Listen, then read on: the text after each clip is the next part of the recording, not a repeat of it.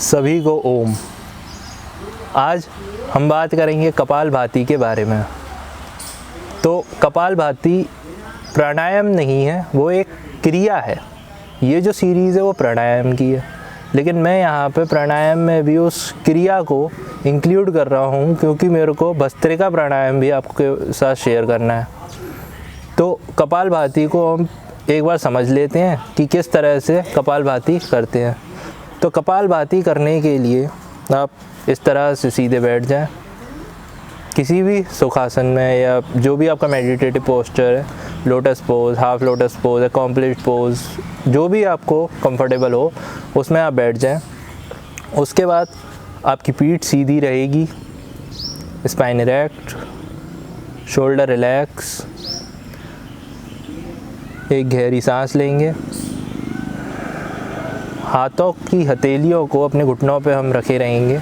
अब इसमें करना क्या होता है कपालभाति में कि हमको एक्सेल करना होता है फोर्सफुली, ज़ोर ज़ोर से ऐसे।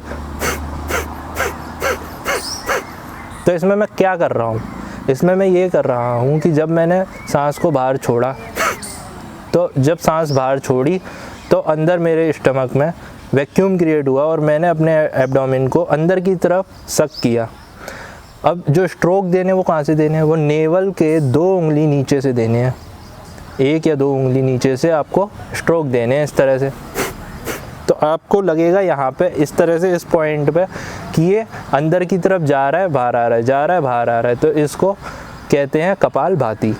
अब कपालभाति का जो मीनिंग हम देखें तो वो क्या है, कपाल मीन्स फोरहेड, भाति मीन्स इल्यूमिनेट। तो इसको जब हम फोरहेड को इल्यूमिनेट कर देते हैं, इल्यूमिनेट करने को हम कपालभाति कहते हैं। अब इसको करते हैं, एक बार करके देखते हैं कैसे इसको करना है।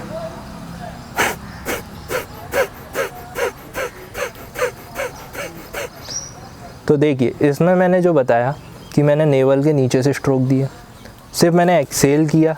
अब मैंने एक्सेल किया तो आपको लगेगा कि इनहेल तो किया ही नहीं, तो वो ऑटोमेटिकली हो जाता है। बस आपको एक्सेल की प्रोसेस को ऑन रखना है, इनहेल आपका ऑटोमेटिक हो जाता है। मतलब आपको एक्टिव क्या रखना है उसमें, एक्सेल, और आपका जो पैसिव होगा वो होगा इनहेल। तो ऐसे। अब कुछ लोग क्या करते हैं ऐसे, तो ऐसे कंधे नहीं उचकाने हैं। तो क्या करना है, कंधों को बिल्कुल स्टेबल रखना है, पीठ को सीधी रखनी है। अब आप ये देखें कि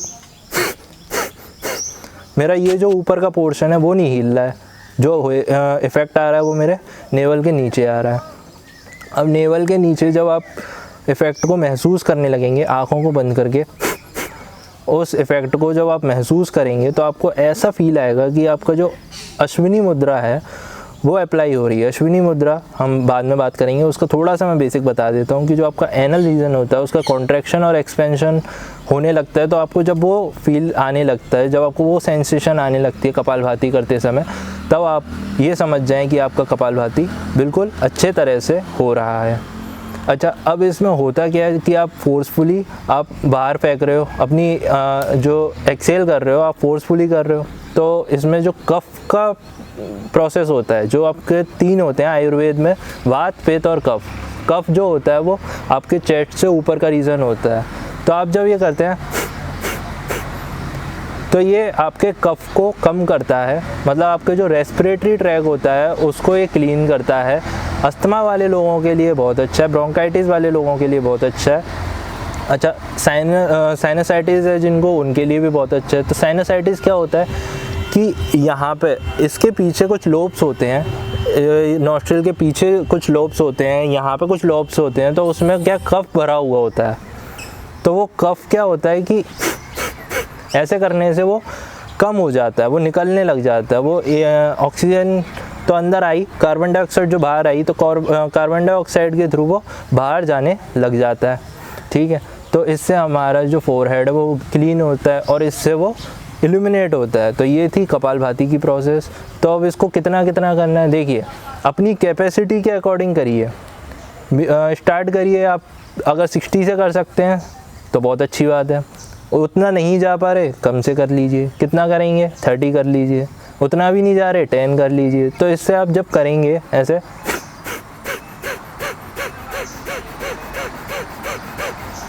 तो आप इसको 3 गतियों से कर सकते हैं। स्पीड मैंने ये जो थी अभी दिखाई वो थी फास्ट। अब एक हम मीडियम की देख लेते हैं, फिर मैं तीनों के बताऊंगा कि तीनों में किस किस को क्या क्या करना चाहिए। जो मीडियम है वो इस तरह से है, और फास्ट कैसे थी, और जो स्लो होगी तीसरी है, वो जो स्लो है वो है ऐसे।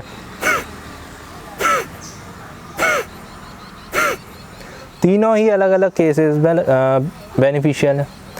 तो जिनको कोई प्रॉब्लम नहीं है और जिनका सिर्फ ओबेसिटी की प्रॉब्लम है, जिनको मोटापा आया हुआ है, उनके लिए ये बहुत अच्छी है कि आप अगर फास्ट करते हैं ऐसे, तो आप इससे 7 दिन में कम से कम 4 से 5 किलो वज़न कम कर सकते हैं। लेकिन 4 से 5 किलो वज़न कम करने का मतलब ये नहीं कि आप फिर कुछ भी खाएं। आपको खाने का विशेष ध्यान रखना पड़ेगा कि आप क्या ले रहे हैं। जैसे आपको मैदा तो बिल्कुल अवॉइड कर देनी है, चीनी बिल्कुल अवॉइड कर देनी है। तो अगर इस तरह की चीज़ें अगर आप ले रहे हैं कि मैदा ले रहे हैं, चीनी ले रहे हैं, तो आपका उतना की उतना ही रहेगा, कोई इफ़ेक्ट नहीं पड़ेगा। इफ़ेक्ट अगर लाना है तो आपको फूड, जो आपका आहार विहार जो भी चीज़ें हैं उनको कंट्रोल करना पड़ेगा। उसकी भी हम बात करेंगे कि किस तरह से हमको करना है।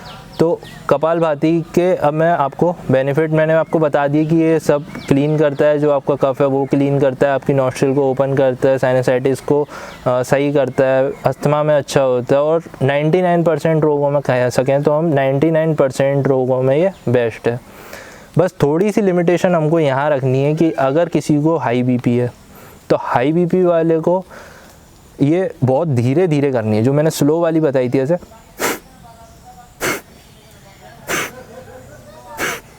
इस तरह से करनी है। हार्ट वाले को भी इसी तरह से करनी है। क्या होगा, आप ज़ोर ज़ोर से करोगे तो आपके हार्ट पे प्रेशर आएगा, तो इससे आपको और ज़्यादा दिक्कत होगी, तो वो आपको नहीं करना है। और ये अगर आपका उस समय बीपी बढ़ा हुआ है तो उस समय बिल्कुल भी ना करें। या आपको जैसे स्ट्रोक आ रहा है या फिर ये हार्ट की प्रॉब्लम उस समय हो रही है, दर्द हो रहा है, तो इसको बिल्कुल ना करें। अच्छा, केसेस क्या होते हैं कि जब आप यूँ सीधे बैठे होते हैं तो सीधे बैठने से क्या होता है, आपकी जो स्पाइन होती है वो बिल्कुल इरेक्ट रहती है। स्पाइन का जो शेप होता है वो इस तरह से सिग्मोइड होता है, मतलब थोड़ा सा ऐसा कर्व्ड होता है, एकदम स्ट्रेट नहीं होता। ठीक है, हम इस तरह से अगर बैठेंगे तो वो उसका अलाइनमेंट ख़राब हो जाएगा। जो छोटे छोटे उसमें वर्टिब्रेज होते हैं, 3 पोर्शन होते हैं, सर्वाइकल, थोरेसिक और लंबार, उसमें वर्टिब्रेज होते हैं। तो वो क्या करते हैं कि वो इस तरह से उनका अलाइनमेंट ख़राब हो जाता है। या अब इस तरह से बैठे हैं या इस तरह से या इस तरह से, तो उल्टे सीधे अगर आप बैठोगे तो आपका काम ख़राब है। बिल्कुल सीधे बैठो। अब सीधे बैठ के ये कैसे पता चले कि हम सही बैठे हैं? आपके कंधे ढीले रखो, पीठ सीधी रखो और अपने हिप पे एक प्रेशर को फील करो, क्या दोनों पे न्यूट्रल है। अगर वो दोनों पे न्यूट्रल है तो इसका मतलब आप बिल्कुल बैलेंस में बैठे हुए हो। कई बार हम ऐसे बैठे होते हैं, खाना खा के हम ऐसे बैठ जाते हैं, ऐसे बैठ जाते हैं, ऐसे बैठ रहे हैं, तो वो बिल्कुल गलत है। ऐसा क्यों गलत है?